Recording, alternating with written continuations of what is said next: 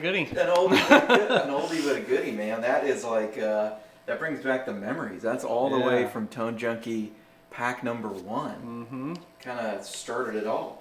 What, almost 5 years ago? Yeah. 2017? We looked, it said September 2017. Yeah, that's crazy. Well, hello there. My name is HW. Hey, I'm the Sooze. And Sooze, today we're going back in time. We're looking at the pack that started it all. Really, yeah. This is like really. It's funny. I'm not gonna like pull any punches here. Our first profile pack might suck. I don't remember. Yeah, it's been a while. It's been a while. Like I can already see like things that I do way differently. Mm-hmm. You know. But this is your you know, your Sooze 3015. Here's like a little dirtier one. See, this is already more gain than I would put on a profile labeled 2. Yeah, totally. You know, this is before we earned the moniker Tone Junkie only makes clean profiles. Right. Which I would say, you know, look back at the last couple packs and the stuff I've been putting out, trying to put an end to that. No longer. No longer.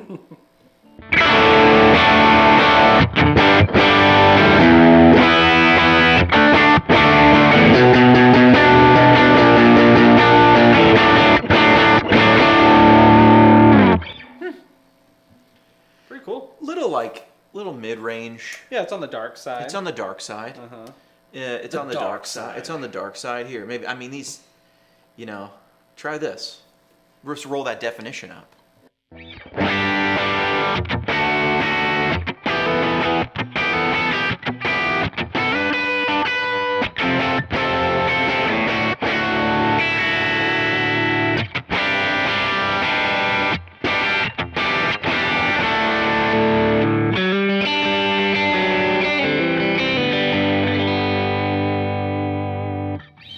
I brightened it up a good amount with the treble and the presence. But was this the best from that pack? I don't remember. I was partial since that was my personal amp. Right, that was your personal amp that we did. 10 plus years or whatever. Yeah. And, you know. So the Beauty was in there too, right? I remember. The Beauty was in there. That's what I'm going to pull up right now. The Beauty was in here. And this was my amp. And I already can see things that there's a reason I redid this. Okay. Yeah, it's a Bella, and there's a reason I did a whole nother pack on this because it jumps from like super clean to like dirty, you know, which I dislike. So here's profile number 2.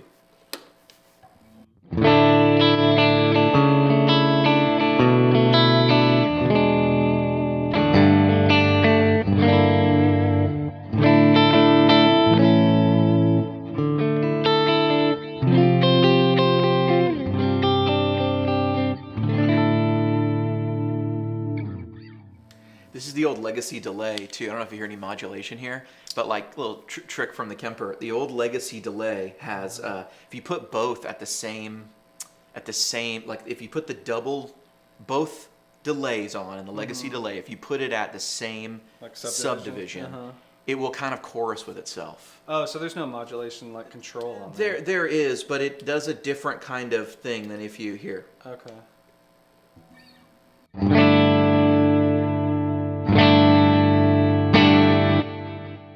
Oh yeah, it's like kind of like fighting. Yeah, there's definitely, look, I'll like reduce the modulation here and we'll go over, try that.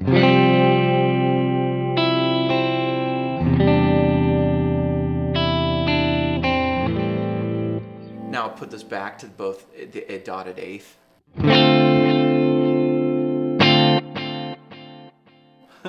It's kind of like it had a thing I liked. I don't use it anymore, really. Totally, it's you know, all these old profiles. Something about like summing it to mono makes it really weird. Like, what did we used to do? We used to put trem on stuff. I mean, this amp has no trem, but why not?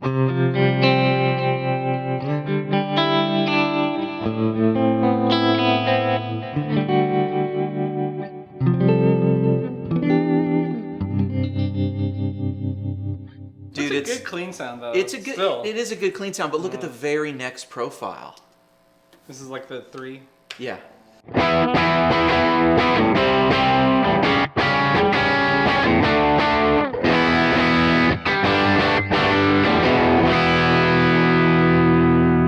That's HW Beauty 3. That's too dirty. Yeah, from 2 to 3. Too dirty. Maybe 2 should be like down here or something. This should be 2. I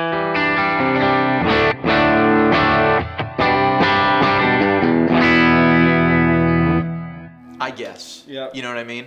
So what mics would these have been? Do you remember back to? Yeah, man. So these were some of the early profiles that we had made, and I think I had just been using an SM57 in my house and had never put anything out. Okay. But I'd sort of figured out how to profile and how to do it. And then we went into a friend's studio, and he happened to have fatheads and 57s. He had a couple other things, but that was the Michael Britt combo. Yeah. And so I wanted to use that. And it was a cool kind of, it's a cool mic combo. It still is one I use, obviously. I don't use it for everything now, but I want to remind the good people that I was the one that converted you to Kemper. I was the one that converted you to Kemper. I feel like that should be said. Oh, I brought yeah, over my true. Kemper. That's and, true. So you have a buddy named Mark. Yes, who knew the guys that created the Kemper. Right, and right. sent him an early unit. Yeah. So some of his actual amps are the ones that come loaded. Yeah. Like with the matchless ones and all that stuff. Like were his amps. Chieftain is that green Chieftain that we profiled, but Yeah. is also like the default Chief that's on there. Yeah, like a stock one or whatever. And he was just one of the guys who I guess they got together with before the first NAMM when they unveiled it. And I guess they wanted to get some feedback from people. Yeah. So you knew him. He said Kemper was cool. He let me borrow his Yeah. for like 3 months at church, and that was the kicker. I was like, I'm in. Right. And then Yeah. what was my reaction? Do you I remember brought my it rea- over Uh-huh. to that room over there and sat it down. You're like, oh, digital, okay, And I think by the end of the night, you were sort of like, okay, that actually sounded really good. Like Yeah, you were like a yeah, believer yeah. and interested. What but, did we run it through? Do you remember? Maybe monitors. I feel like maybe you had a setup like a computer or something like that and plugged it in. It wasn't a cabinet because it wasn't powered. I wouldn't have had I didn't. And I didn't Obviously, the have Kemper cabs weren't out. I Yeah. didn't have the Friedman yet. I mean, I bought that for the Kemper. I can't remember. Maybe we put it into a tube amp. Maybe so. Yeah. I don't. Yeah. I had a Sir Bella at the time. All these amps in the first pack were just like our amps. Yeah. It was The my DAG. Yeah, my Bella, my DAG, which is the DAG is like the Morgan Abbey before it was called the Abbey. They did a special Okay. run for Destroy All Guitars, Okay. which is a that's store. right. Yeah. And it was supposed to be the AC20, but with the top boost version. And then Okay. later they released here's the AC with the top boost version Yeah. of the AC, and that they called that the Abbey. So I Yeah. guess it's an Abbey, or it's very close to the Abbey, maybe. So then I remember you taking. Then you ended up getting a Kemper, and you're like, "I'll jump into this world." Yeah. And we were just talking about you sending over profiles that you did here in your house, Yeah. just with like a single mic. Yeah, And just that was 57. Yeah, that was Probably really just interesting. right into the back of this. Yeah, sending them over. And Do I you played have? them. I don't even have. We could release those as like some of the Yeah, first the history. profiles, but Yeah. I don't know what happened to them. Yeah, they might be on my drive still somewhere. But yeah, I remember comparing those first ones to what Yeah. we did at the studio with Chris, and just going, okay, that's a big difference in preamps, Yeah, sure, microphones, isolation. Yeah, when I moved everything into my house, I tried to like mimic the gear that we were using at Chris's place, and now I've experimented with some other stuff, but what he had was what we were going to use. You know what I mean? Look, maybe the people were being generous because I'm already looking at this first pack, going, what was I doing? What were we doing? Try this. This is the HW DAG.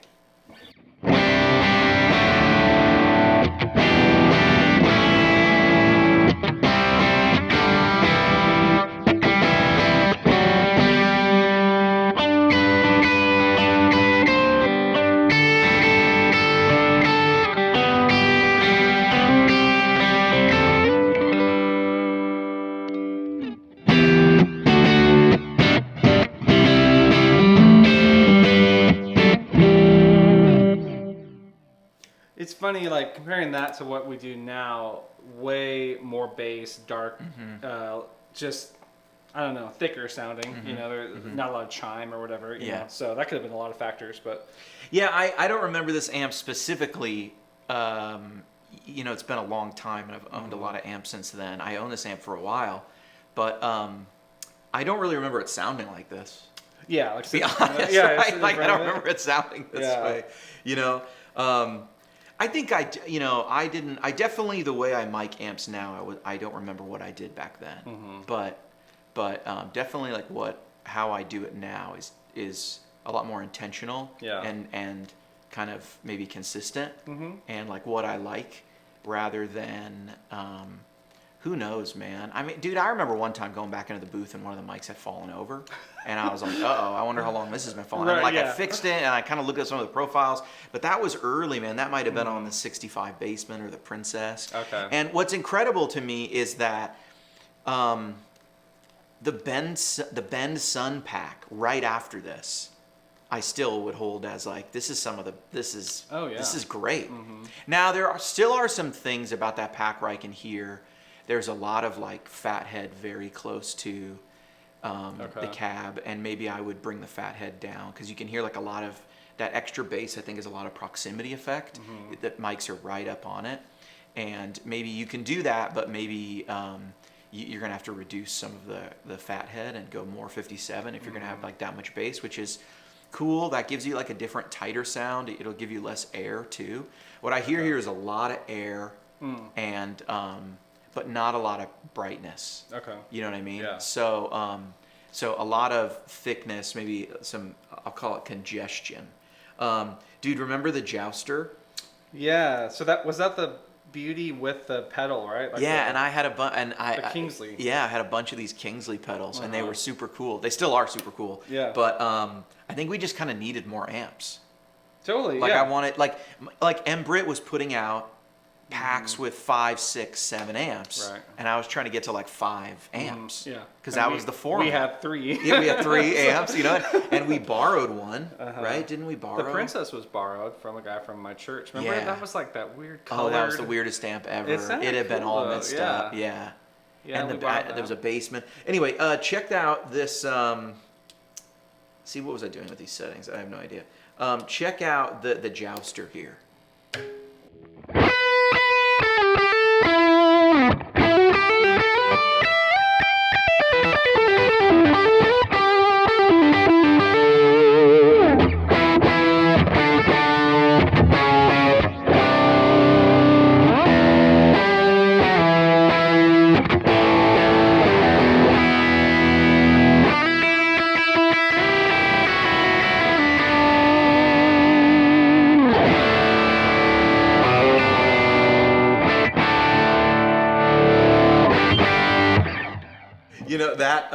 Tried to clean it up, but it didn't clean up yet. Yeah, it doesn't really work. The actual pedal cleaned up better, but this is like it's a little woofy. It's a little like it lacks kind of how I would want this to be EQ'd like today. But that's okay. That's okay. This is really funny, and you know what it makes me want to do? It makes me want to like go back and redo these, but like I should just remaster them. Tone Junkie Profile Pack 1 remastered. Right. I'll switch out cabs. Yeah. I'll do all sorts of stuff, you know? That could be cool. This was my orange amp that I played for years. It had a blue, and it had an H30. And I think we mic'd the blue. AD30, was that what it was? An AD30. Okay. And I played this amp for forever. Yeah, yeah. Check this out. HW's Tangerine.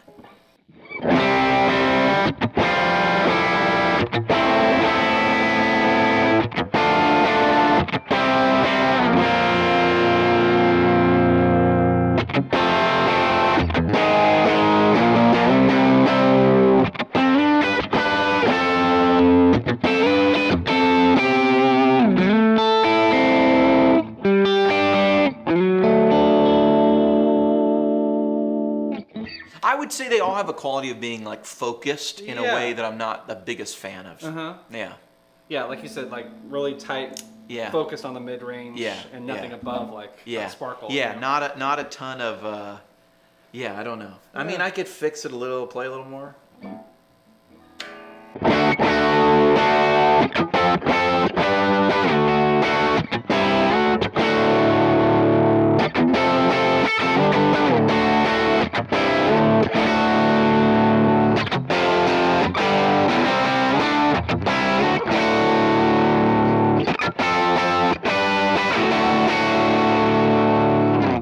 That's better. Oh, totally. Yeah. I think that's better. I think you could even clean it up better. Try cleaning it up a little bit. Like even if I pull this down, I'm gonna roll the gain back. Now it'll clean up a lot.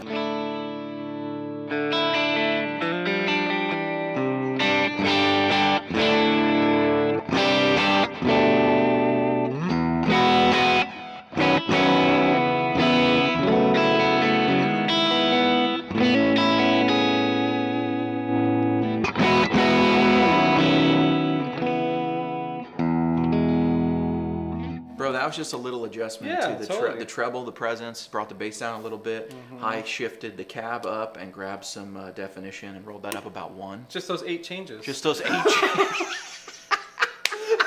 It's as easy as pie. Right, yeah, it's just those 8 changes. Yeah, let's just do it.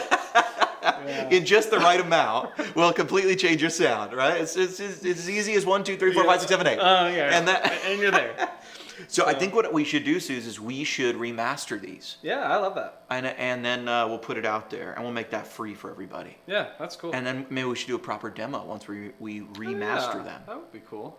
You know, what I'm going to do is go back and look at. We must have done demos for these. I'm interested to see those old demos, like where they were. Gosh, I mean, it's on the YouTube channel. I don't even know where that footage is, except it's on YouTube. We did a lot at my office. We would have been at your office with a camcorder.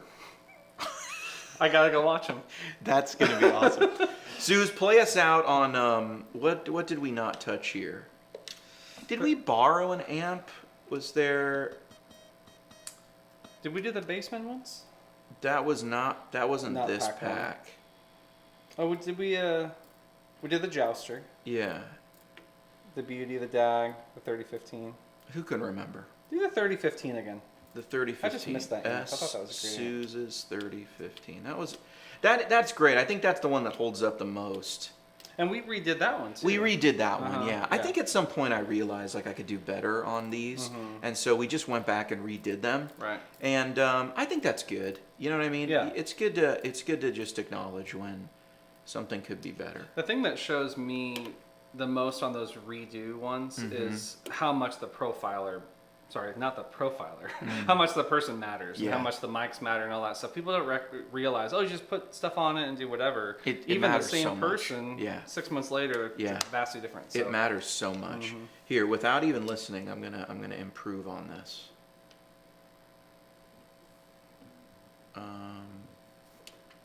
See what this. Man, let's just hope this sounds really great right out of the bag. If you want it to sound good, you should turn the delay on. There you go. There you go. Here we go. That's the real secret. It all Spoken sounds like a better. true Sooze. Yeah, like a true Sooze.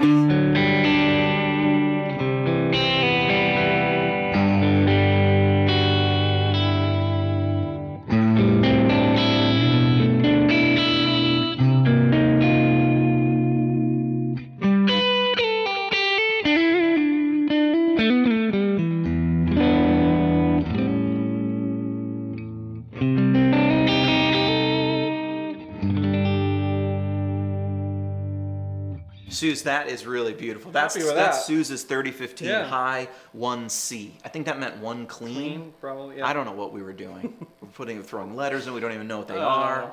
Hoping the people liked them. That's really beautiful. Here, I'm just going to throw every effect that we put on there because that's going to sound great. Yep. We all know it, and I'm going to let you play us out. I think I see there's a harmonizer on. I have no idea what it does. I've been HW. I've been the Sooze. HW and the Sooze. Out.